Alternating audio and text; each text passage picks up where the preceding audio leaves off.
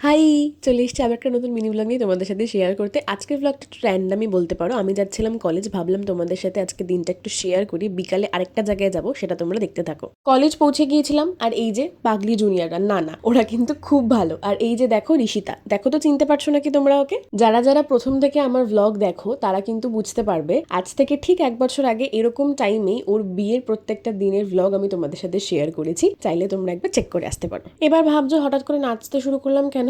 আরে ব্যাপারটা হলো, কিছুদিন পরে আমাদের ডিপার্টমেন্ট থেকে পিকনিকে নিয়ে যাচ্ছে, তো সেটারই প্র্যাকটিস চলছে আর কি। বিকেলে গিয়েছিলাম কলেজ থেকে বেরিয়ে একজনকে সারপ্রাইজ দিতে। এবার এই সারপ্রাইজের গল্পটা তোমাদেরকে একটু শর্টে এক্সপ্লেন করি। দিশাকে তো তোমরা সবাই চেনো, ওর ব্যাপারে কিছু বলার নেই। এবার বক্তব্যটা হচ্ছে, ঋষিতার বিয়ের টাইমে আমরা দুজন ভেবেছিলাম একসাথে আমরা একটা গিফট দেবো ওকে খুব ভালো দেখে। আমাদের তিনজনের বন্ধুত্বটা যেহেতু স্কুল থেকে, সেই 2015 থেকে 2025 কিভাবে কেটে গেল সত্যিই জানি না। তো আজকে ব্লগটা এতটুকুই। অবশ্যই জানিও কেমন লাগলো। দেখা হচ্ছে তোমাদের সাথে নেক্সট মিনি ব্লগে খুব তাড়াতাড়ি। টাটা।